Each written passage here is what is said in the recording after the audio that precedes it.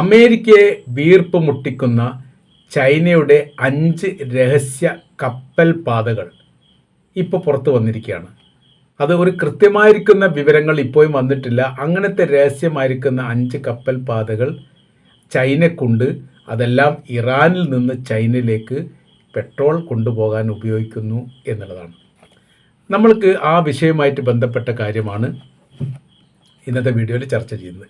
എങ്ങനെയൊക്കെയാണ് ചൈനയും ഇറാനും തമ്മിലുള്ള ബന്ധം, ഏതൊക്കെ തരത്തിൽ ശ്രമിച്ചിട്ടും അമേരിക്ക പരാജയപ്പെട്ടു പോകുന്നതിൻ്റെ പ്രധാനമായിരിക്കുന്ന കാരണം എന്താണ് എന്ന കാര്യങ്ങളൊക്കെയാണ് ഇന്നത്തെ വീഡിയോയിൽ നമ്മൾ സംസാരിക്കുന്നത്. അപ്പോൾ ഈ കാര്യങ്ങളൊക്കെ സംസാരിക്കുന്നതോടനുബന്ധിച്ച് നമുക്കറിയാം, അന്താരാഷ്ട്ര തലത്തിൽ വലിയ രീതിയിൽ ചർച്ച ചെയ്യുന്നതാണ് ഇറാൻ്റെയും അമേരിക്കയും യുദ്ധവുമായിട്ട് ബന്ധപ്പെട്ട കാര്യം. എല്ലാ കാലത്തും നല്ലൊരു കാലഘട്ടത്തിലെല്ലാം ലോകത്തിൻ്റെ നിയന്ത്രണം യൂറോപ്യന്മാരുടെയും അമേരിക്ക അടക്കമുള്ള സംഘത്തിൻ്റെയും കൈവശത്തിൽ തന്നെയാണ്. ഏറെക്കുറെ ഇപ്പോഴും അങ്ങനെയാണ്. നമ്മളൊക്കെ ഉപയോഗിക്കുന്ന പ്ലാറ്റ്ഫോമുണ്ട്, അത് സോഷ്യൽ മീഡിയ പ്ലാറ്റ്ഫോമാണ്. അത് ഏതാണെങ്കിലും, അത് ട്വിറ്റർ എടുത്താലും ഫേസ്ബുക്ക് എടുത്താലും യൂട്യൂബ് എടുത്താലും വാട്സപ്പ് എടുത്താലും അതുമായിട്ട് ബന്ധപ്പെട്ട എല്ലാം എടുത്താലും ലോകത്ത് നിയന്ത്രിക്കുന്ന സോഷ്യൽ മീഡിയയുടെ മേഖലകൾ എന്ന് പറയുന്നത് എല്ലാം അവരുടെ അണ്ടറിലാണ്. പ്രത്യേകിച്ച് അമേരിക്ക ഇസ്രായേലുമായിട്ട് ബന്ധപ്പെട്ടാണ്. അപ്പോൾ പറയാനുള്ള കാര്യം എന്ന് പറഞ്ഞാൽ, നമ്മൾക്ക് ഓരോ വീഡിയോക്കും നിങ്ങൾ നൽകുന്ന പിന്തുണ വളരെ വളരെ വലുതാണ്. അത് നിരീക്ഷിക്കപ്പെടുന്നതാണ്. പ്രത്യേകിച്ച് വിമർശിക്കുന്നത് ഇതിൻ്റെ ഉപയോക്താക്കൾ അല്ല, ഇത് നിർമ്മിക്കുന്നവരെ തന്നെയാണ്. നിർമ്മാതാക്കളെ തന്നെ വിമർശിക്കുന്ന പ്രവർത്തനമാണ് യഥാർത്ഥത്തിൽ പല ഘട്ടങ്ങളിലും നമ്മുടെ വീഡിയോയിലൊക്കെ ഉണ്ടാവാറുള്ളത്. അപ്പോൾ അതിന് പിന്തുണ ഉണ്ടാകുന്ന സമയത്ത് അത് നമ്മൾക്ക് പിടിച്ചു നിൽക്കാൻ വേണ്ടി സാധിക്കും. കാര്യം നമ്മൾ ഇസ്രായേലിനെ വിമർശിക്കുക, അമേരിക്കയെ വിമർശിക്കുക, അങ്ങനെയൊക്കെ വരുന്ന സമയത്ത് അത് അത്രത്തോളം തൃപ്തി ഉള്ള രീതിയായിട്ട് കാണുന്നില്ല. ഇതിന് മുൻപ് തന്നെ വേറെ വീഡിയോയിൽ പറഞ്ഞിട്ടുണ്ട്, എൻ്റെ ഒരു വീഡിയോ ബ്ലോക്കായി പോയിട്ടുണ്ട്. ഏകദേശം 100K ആവാൻ കുറച്ച് മാത്രമേ ബാക്കിയുള്ളായിരുന്നു. അപ്പോൾ അത് ബ്ലോക്കായി പോയിട്ടുണ്ട്. അതിനുള്ള കാരണം അവർ പറഞ്ഞത് ഈ വയലേഷനുള്ള റിപ്പോർട്ടുകൾ ഉണ്ട് എന്നുള്ളതാണ്. അപ്പോൾ അതിൽ നിങ്ങൾക്ക് നമ്മളെ സഹായിക്കാൻ പറ്റുക എന്ന് പറയുന്നത്, നിങ്ങൾ കണ്ടുകൊണ്ടിരിക്കുന്ന സമയത്ത് ലൈക്ക് ചെയ്യുക, ഷെയർ ചെയ്യുക, സബ്സ്ക്രൈബ് ചെയ്യാത്തവരത് ചെയ്യുക.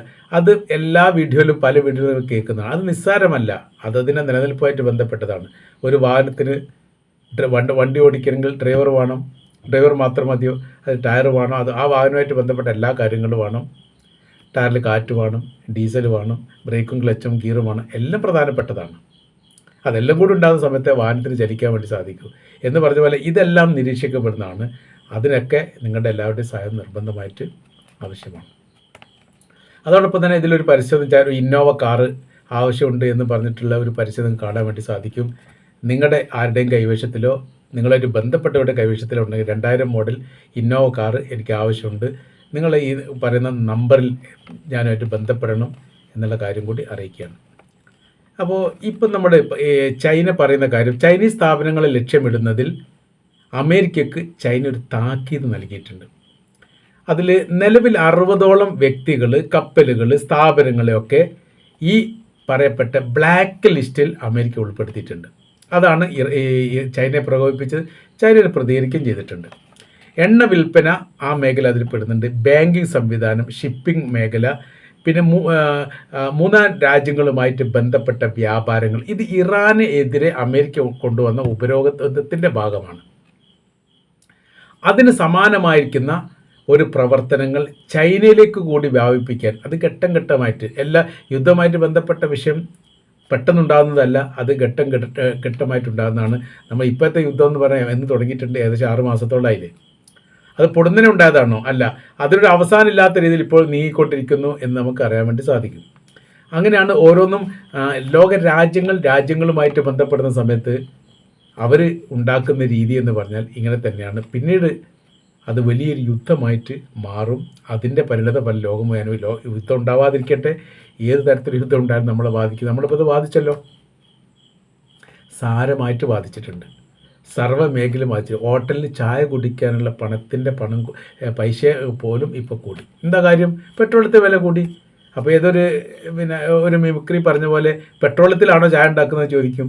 പെട്രോളത്തിലാണ് ചായ ഉണ്ടാക്കുന്നത് പറഞ്ഞാൽ ഈ ചായയിലും അതിൻ്റേതായിരിക്കുന്ന ഒരു ബന്ധങ്ങളുണ്ട്. ഗ്യാസ് ആയിരിക്കും, അതല്ലെങ്കിൽ ഈ ചായപ്പൊടി ബന്ധപ്പെട്ട കാര്യങ്ങളൊക്കെ വാങ്ങിക്കൊണ്ടുവരണമെങ്കിൽ വാഹനത്തിൽ ഈ ലോഡിങ്ങിൻ്റെ വില കൂടും, എല്ലാത്തിനും കൂടിയിട്ടുണ്ടല്ലോ. പെട്രോളത്തിൽ കൂടുന്ന സമയത്ത് ഓട്ടോമാറ്റിക്കായിട്ട് കൂടും. നമ്മളത് ബാധിച്ചു.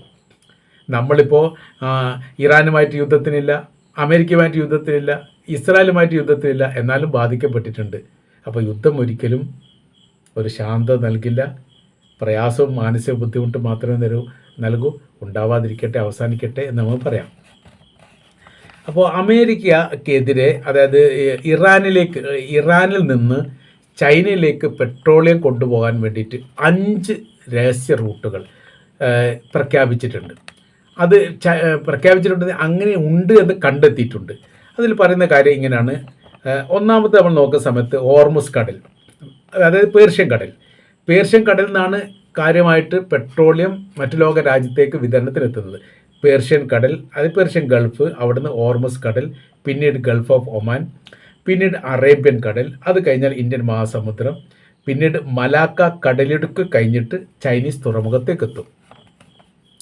ഇത് എത്തുന്ന സമയത്ത് പലതരത്തിൽ ഈ മേഖലയിൽ നിന്ന് അങ്ങോട്ടും ഇങ്ങോട്ടൊക്കെ മാറ്റമുണ്ട്. ഈ പറയപ്പെട്ട പാത എന്ന് പറയുന്നത് അന്താരാഷ്ട്ര പാതയാണ്. ഈ അന്താരാഷ്ട്ര പാതയിൽ മറ്റു രാജ്യത്തിന് കപ്പലിനെ നിരീക്ഷിക്കാനോ പരിശോധിക്കാനോ പാടില്ല എന്നുള്ളതാണ് അന്താരാഷ്ട്ര നിയമം. അതിൽ ഇടപെടുന്ന സമയത്ത്, പ്രത്യേകിച്ച് ചൈനയുടെ കപ്പലൊക്കെ ഇടപെടുന്ന സമയത്ത് അവർ തിരിച്ചിടപെട്ടാൽ പിന്നീട് സംഘർഷാവസ്ഥയായി, വിഷയങ്ങളായി, പ്രശ്നങ്ങളായി എന്നുള്ള കാര്യം നമുക്കറിയാവുന്നതാണ്. അപ്പോൾ ഇവിടെ പലതരത്തിലുണ്ട്. ഇത് കപ്പലിനെ നിരീക്ഷിച്ചുകൊണ്ട് അമേരിക്ക കണ്ടെത്തുന്ന രീതിയുണ്ട്. അവർക്ക് ഇഷ്ടപ്പെടാത്ത കപ്പലാണോ എന്നുള്ളത്, അതിനെന്ത് ചെയ്യും, ഇവർ കപ്പലിനെ മാറ്റും. മറ്റ് അമേരിക്കയുമായിട്ട് സഹകരിക്കുന്ന കപ്പൽ എന്ന് പറഞ്ഞാൽ ഒരു രാജ്യത്ത് രജിസ്ട്രേഷൻ ചെയ്യുക എന്നുള്ളത് മാത്രമേ ഉള്ളൂ. അതിൻ്റെ ഉദ്ദേശം അങ്ങനെയാണ്. കേരളത്തിലെ ഇപ്പോൾ ഒരുപാട് RTO ഓഫീസ് ഉണ്ടാവില്ല, അവിടെയൊക്കെ രജിസ്ട്രേഷൻ ചെയ്യും.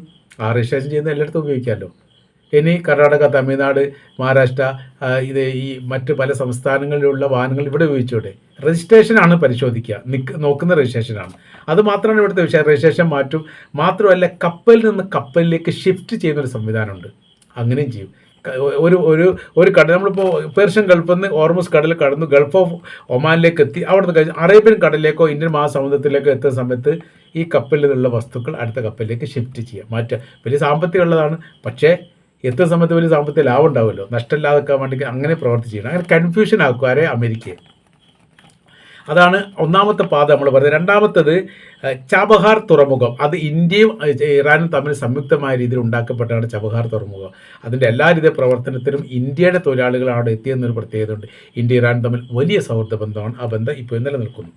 അപ്പോൾ ചബഹാർ തുറമുഖം കഴിഞ്ഞിട്ട് ഇന്ത്യൻ മഹാസമുദ്രത്തിലെത്തി, പിന്നീട് കാസ്പിയൻ കടലിലേക്ക് പോയി സെൻട്രൽ ഏഷ്യ വഴി ചൈനയിലേക്ക് എത്തുന്നു. അതാണ് രണ്ടാമത്തെ പാത. മൂന്നാമത്തെ പാത ഇറാനിൽ നിന്ന് കാസ്പിയൻ കടലിലേക്ക് കയറി കസാക്കിസ്ഥാൻ വഴി ചൈനയിലേക്ക് എത്തുന്നു. നാലാമത്തത് വടക്കൻ ഇറാനിൽ നിന്ന് റെയിൽവേ വഴി, അങ്ങനെ ഒരു റൂട്ടുണ്ട് കേട്ടോ, കിഴക്കൻ മേഖലയിൽ എത്തിക്കൊണ്ട് അവിടുന്ന് സെൻട്രൽ ഏഷ്യ വഴി കസാക്കിസ്ഥാനിൽ നിന്ന് ചൈനയിലേക്ക് എത്തുന്നു. അടുത്തത് പറയുന്നത് ഒരു രഹസ്യ കടൽപ്പാത ഉണ്ട്. ഇറാൻ ചൈനയിലേക്കുള്ള ഈ ഷിപ്പ് ടു ഷിപ്പ് എന്ന് പറഞ്ഞാൽ നമ്മൾ ട്രാൻസ്ഫർ ചെയ്യുന്ന കാര്യങ്ങൾ പറഞ്ഞു. അതോടൊപ്പം തന്നെ ഒരു രഹസ്യ കടൽപ്പാതയും കൂടെ ഉണ്ട്. അത് അവർ വിശദീകരിച്ചിട്ട് 5 എണ്ണം ഉണ്ട് എന്നുള്ളതാണ്. 5 എണ്ണം ഏറെക്കുറെ ഇത് 4 നമ്മൾ പറഞ്ഞു. ഈ 4 എണ്ണം പറയപ്പെട്ടതിൽ തന്നെ ചില കടലിടുക്കിൽ നിന്ന് അടുത്ത ചില കടലിടുക്കിലേക്ക് ഈ പറയപ്പെടാത്ത പാതയിലൂടെ ഷോർട്ട് വേ ഉപയോഗിച്ചുകൊണ്ട് പോകുന്ന രീതിയുണ്ട്. നമ്മളിപ്പോൾ കടലിനെക്കുറിച്ച് ഈ കൃത്യമായിട്ട് അറിയണമെങ്കിൽ കപ്പലിൽ ജോലി ചെയ്യുന്ന തൊഴിലാളി, ഇന്ത്യക്കാർ ഒരുപാട് പേര് കപ്പലിൽ ജോലി ചെയ്യുന്നുണ്ട്. അതൊരു തൊഴിൽ മേഖലയാക്കിയിട്ട് ഇന്ത്യയിലെ തൊഴിലാളികൾ, നമ്മുടെ പോലുള്ള ആളുകൾ എടുക്കുന്നുണ്ട്. കാര്യം എന്ന് പറഞ്ഞാൽ പല കപ്പൽ പിടിക്കപ്പെടുന്ന സമയത്ത് അതിൽ ഇന്ത്യക്കാർ 16 പേരുണ്ടായിരുന്നു, 22 പേരുണ്ടായിരുന്നു, 32 പേരുണ്ടായിരുന്നു എന്നൊക്കെ നമ്മൾ കേൾക്കാറുണ്ട്. അതൊക്കെ എങ്ങനെ അവിടെ വരുന്നത്? എന്ന് പറഞ്ഞാൽ തൊഴിൽ അന്വേഷിച്ചിട്ട് കണ്ടെത്തിയിട്ട് മെറൈനൊക്കെ പഠിച്ചതിന് ശേഷം ഇൻ്റർവ്യൂവിൽ അറ്റൻഡ് ചെയ്ത് ആ മേഖലയ്ക്ക് തൊഴിലിന് കയറുന്നതാണ്. അങ്ങനെ അവർക്ക് ഈ റൂട്ട് പാത ഏറെക്കുറെ അറിയാൻ വേണ്ടി സാധിക്കും. നമ്മളിപ്പോൾ കടൽ എന്ന് പറയുന്ന സമയത്ത് തന്നെ കടലുമായിട്ട് ബന്ധപ്പെടാത്തവർക്ക് പേടിയാണ്. നമ്മൾ ആകാശം എന്ന് പറയുന്ന സമയത്ത് പേടിയല്ലേ? ആകാശത്തിലും രഹസ്യമായിരിക്കുന്ന റൂട്ടുകൾ ഉണ്ട് എന്നുള്ളതാണ്, നമ്മുടെ ഭൂമിയിലൂടെ റോഡിലൂടെ പോകുന്ന പോലെ. അങ്ങനത്തെ പല രീതിയിലുള്ള ഈ ഷോർട്ട് വേ ഉണ്ടാക്കി കൊടുക്കാൻ കടലിനെക്കുറിച്ച് കൃത്യമായ രീതിയിൽ പഠിച്ചിരിക്കുന്ന ചില ആളുകൾ, നമ്മുടെ ഈ ഗൈഡിനെ പോലെയൊക്കെയുള്ള വിഭാഗങ്ങൾ ഇതിൽ പ്രവർത്തിക്കും. അവർക്ക് പൈസ കൊടുത്ത റൂട്ട് പറഞ്ഞു കൊടുക്കുക എന്നുള്ളതാണ്. അത്തരം സംഭവങ്ങളൊക്കെ പലതരത്തിലും കടലുമായിട്ട് ബന്ധപ്പെട്ട് ഉണ്ടാകുന്നുണ്ട്. ആ രീതിയിലൂടെയൊക്കെ ഇറാനിൽ നിന്ന് ഇപ്പോഴും ചൈനയിലേക്ക് പെട്രോൾ വന്നുകൊണ്ടേയിരിക്കുന്നു എന്നുള്ളതാണ്. ഇതിൽ നമ്മൾ പറയാത്ത 1-2 രാജ്യമുണ്ട്. അതിലൊന്ന് പാകിസ്ഥാനുമായിട്ട് ബന്ധപ്പെട്ട റൂട്ട് പാതയുണ്ട്. അത് ഈ ലിസ്റ്റിൽ അത് കാണാൻ വേണ്ടി സാധിക്കുന്നില്ല. അങ്ങനെ ഇതിനു മുമ്പ് നടത്തിയിട്ടുണ്ട് എന്നുള്ളതും ഇറാൻ്റെ ഒരു യുദ്ധവിമാനം കറാച്ചി എയർപോർട്ടിൽ കണ്ടതായിരിക്കുന്ന വിവരം അമേരിക്കയുടെ ഒരു ഏജൻസി റിപ്പോർട്ട് ചെയ്തതും വലിയ വിവാദമായിരുന്നു. അപ്പോൾ പാകിസ്ഥാൻ എന്ന് പറഞ്ഞാൽ മധ്യസ്ഥ രാജ്യമായിട്ടാണല്ലോ ഇപ്പോൾ നിലനിൽക്കുന്നത്. അപ്പോൾ ഇറാൻ എന്ന് പറഞ്ഞാൽ അമേരിക്കയുടെ ശത്രു രാജ്യമാണല്ലോ. ആ ശത്രു രാജ്യത്തിന് എങ്ങനെയാണ് പാകിസ്ഥാൻ സഹായിക്കാൻ വേണ്ടി പറ്റുക? അങ്ങനെ ഒരു വിമാനം ഉണ്ടെങ്കിൽ പറഞ്ഞു കൊടുക്കണ്ടേ എന്നുള്ളതാണ് അമേരിക്കയുടെ പക്ഷം. അപ്പോൾ നമ്മളിതിൽ നിന്ന് മനസ്സിലാക്കേണ്ട കാര്യം, അമേരിക്കയുടെ മേലെ സർവാധിപത്യം ഉണ്ടാക്കാനുള്ള ഒരു പാത അല്ലെങ്കിൽ അതിന് സാധിക്കുമെന്ന് ലോകത്തിന് ഇറാൻ തെളിയിച്ചു കൊടുത്തു. അതിൻ്റെ പിറകെ കട്ടക്ക് നിന്നുകൊണ്ടാണ് ഇപ്പോൾ മറ്റ് ലോക രാജ്യങ്ങൾ അമേരിക്കയെ വിമർശിക്കുന്നത് എന്ന് ചുരുക്കം.